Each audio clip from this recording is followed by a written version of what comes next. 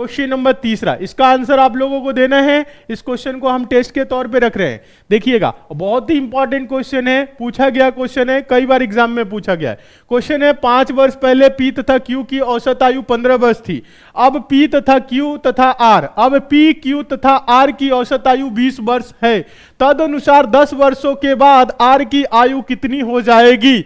बताएं 10 वर्षों के बाद आर की आयु कितनी हो जाएगी? कमेंट करके बताएं तो इस क्वेश्चन का आंसर।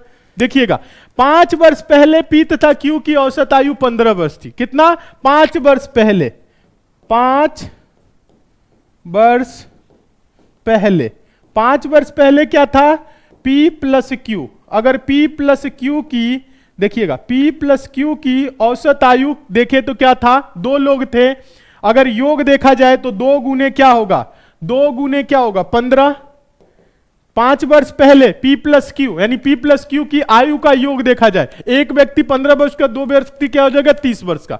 15 दूना के 30 वर्ष, क्या हो जाएगा? 30 वर्ष होगा। बताइएगा आप सभी स्टूडेंट, इतना तो क्लियर होगा सभी को। अगर हम बोले वर्तमान में, अगर हम बोले क्या? वर्तमान में, अगर वर्तमान में बोले P प्लस क्यू की जो आयु होगी वो क्या होगी? बताएं। दोनों 5 वर्ष पहले 15-15 वर्ष के थे, तो अभी क्या होंगे? 20-20 वर्ष के हो जाएंगे, यानी दोनों में 5-5 वर्ष जुड़ जाएगा, तो कितना हो जाएगा? 30 की जगह 40 वर्ष हो जाएंगे। वर्तमान में इनका आयु का योग क्या होगा? 40 वर्ष होगा। किसी को कोई दिक्कत हो तो बता सकते हैं, ठीक है? यहां तक सभी को समझ में आ गया वर्तमान में। अब देखिए, फिर वर्तमान में P, Q तथा R की औसत आयु 20 वर्ष है। अगर वर्तमान में देखिएगा, वर्तमान में कितने लोग हैं? 3 लोग हैं। P plus Q plus R, इनकी औसत आयु, इनकी औसत आयु क्या है? औसत आयु 20 वर्ष है, यानी एक 20 वर्ष के हैं, तो तीनों की आयु का योग क्या होगा? योग।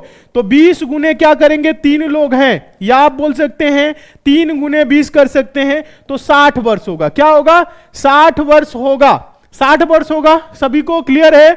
वर्तमान में P plus Q plus R, मतलब तीनों के आयु का योग 60 वर्ष, और वर्तमान में P प्लस क्यू का आयु का योग क्या हुआ? 40 वर्ष। तो यहां से आप क्या कर सकते हैं? R का निकाल सकते हैं। यहां से आप R का कैसे निकालेंगे? 60 वर्ष में से 40 वर्ष घटा देंगे, मतलब P plus Q plus R में से P प्लस क्यू घटाएंगे तो आएगा क्या? R।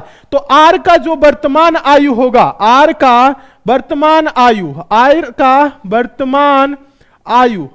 वर्तमान आयु क्या होगा? 60 माइनस 40, यानी कि 20 वर्ष। यह हो जाएगा। लेकिन हम लोगों से वर्तमान आयु नहीं पूछा है, हम लोगों से पूछा है यहां पे प्रश्न में 10 वर्षों के बाद आर की आयु। अगर आर की आयु अभी 20 वर्ष है तो 10 वर्ष बाद क्या होगी? 20 प्लस 10 30 वर्ष, यानी 10 वर्ष बाद 10। देखिएगा, यहां तक तो आप लोगों को नहीं दिख रहा होगा, यहां पे लिख देते हैं। आर की 10 वर्ष बाद आयु क्या होगा? ये 30 है, सॉरी 20 है, 20 प्लस 10, ये आंसर होगा 30 वर्ष। क्या आंसर होगा? 30 वर्ष। आंसर होगा ऑप्शन नंबर सी। बताए तो आप लोगों का क्या रहे? 30 वर्ष, कुछ लोगों का 20 वर्ष आ रहा है, कुछ का 40, 35, 50 सब आ रहा है। देखिए, लिखने वाली इसमें कोई बात ही नहीं है, बस हम आप लोगों को समझाने के लिए लिख दिए। देखिएगा, 15 दूना के 30, 10 वर्ष और जोड़ लीजिए, वर्तमान हो जाएगा 40 वर्ष, 20 तिहाई 60। अब ओरल देखेंगे तो 60 में से 40 घटाएंगे, 20 वर्ष। 10 वर्ष बाद पूछ रहे 30 वर्ष। समझ में आया? कुछ नहीं करना है, पेन उठाने की बिल्कुल भी जरूरत नहीं इस प्रश्न में, डायरेक्ट आंसर है। समझ में आ गया? समझ में आ गया? चलिए नेक्स्ट क्वेश्चन की तरफ। फटाफट बताएं, फटाफट कमेंट करके बताते रहे आप लोग। चलिए, बहुत अच्छे, 30 होगा सर जी, एकदम सही। चलिए नेक्स्ट देखिएगा, क्वेश्चन नंबर 4। इस क्वेश्चन को भी टेस्ट के तौर पे रखने वाले हैं, आंसर आप लोगों को देना है। इसका आंसर हम नहीं देंगे क्योंकि ऐसे प्रश्न कई बार करा चुके हैं और ऐसे प्रश्न एग्जाम में हमेशा पूछे भी जाते हैं, ठीक है? चलिए, मोस्ट इंपॉर्टेंट क्वेश्चन है। क्या है? मोस्ट इंपॉर्टेंट क्वेश्चन है। ए और बी के वेतनों का योगफल 43,000 रुपए है। ए अपने वेतन का 95% खर्च करता है और बी अपने वेतन का 80% खर्च करता है। अब यदि उनकी बचत बराबर है तो बी का वेतन रुपए में कितना है? क्या है? बचत बराबर है। ध्यान दीजिएगा, तरीका आप सबको पता है। देखिए ए और बी के वेतन का जो योगफल है, अगर इनकी दोनों का जो वेतन है, इनकम है, जोड़ दिया जाए तो 43,000 रुपए आ रहा है। और बोल रहा है ए अपने वेतन का 95% खर्च कर देता है और बी अपने वेतन का 80% खर्च कर देता है। और जो बचत कर रहे हैं वो क्या हो रहा है, यदि उनकी बचत बराबर है तो बी का वेतन रुपए में कितना है। आसान सा क्वेश्चन है, आंसर दे सकते हैं, बचत बराबर है, ये चीज आपको बता दे रहे हैं, बस इतना पे आप सॉल्व कर सकते हैं, बहुत ही आराम से कर सकते हैं। स्टूडेंट आंसर दे रहे हैं, समझाते हैं। प्रश्न बहुत ही आसान है, कुछ करने की जरूरत नहीं है, अलग अलग भी आंसर आ रहा है, अलग अलग आंसर नहीं आना चाहिए ऐसे प्रश्न में, और ऐसे प्रश्न हम आप लोगों को कराए हैं। देखिए ज्यादा कुछ नहीं करना है, ए अपने वेतन का कितना 95% खर्च करता है तो बचाता कितना है 5%। देखिएगा सभी लोग, देखिएगा 95% खर्च कर दिया तो बचाया कितना 5%। और बी जो है क्या करता है, अपने वेतन का 80% खर्च करता है तो बचाता कितना होगा 20%। यदि उनकी बचत बराबर है, बचत क्या है बराबर है, मतलब कहे तो हम ऐसे कर सकते हैं, जो बचत है ए का 5%, ए का 5% किसके बराबर है, बी के किसके बराबर है 20% के। यहां तक किसी को कोई समस्या नहीं होनी चाहिए। देखिएगा ए का 5% बचत और बी के 20% बचत क्या है बराबर है, यहां से ए और बी का रेशियो आ जाएगा। ठीक है, देखिए कुछ नहीं करना है, 100 से 100 कैंसिल। अगर ए है समझिएगा, बी उधर गुने में इधर आएगा, भाग में होगा, उधर 20 है, इधर 5 गुने में है, भाग में जाएगा, 5 एकम 5, 5 चौको 20, ए बाई बी बराबर 4/1, या हम बोल सकते हैं A/B बराबर 4:1, ये होगा।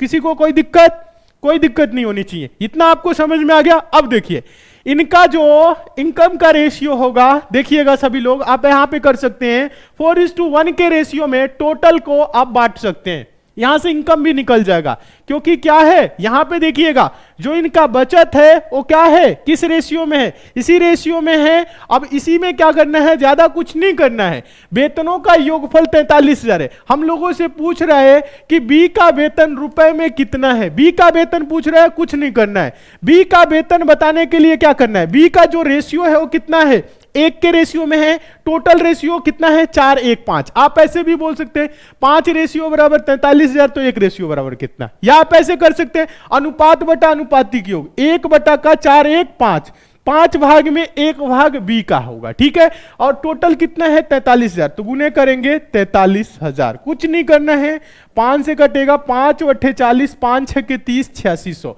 यानी जो बी का वेतन होगा वो क्या होगा 8,600 रुपए, यही आंसर होगा। ऑप्शन नंबर क्या होगा, डी सही होगा। बताएं समझ में आया कि नहीं, जल्दी से कमेंट करके आप सभी स्टूडेंट बताएं समझ में आया कि नहीं।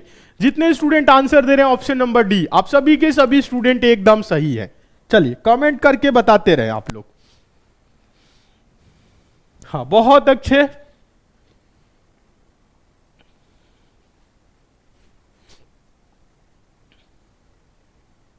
आसान है, आराम से कर सकते हैं, सभी को समझ में आ गया। हाँ कितना होगा 8,600 रुपए होगा बी का।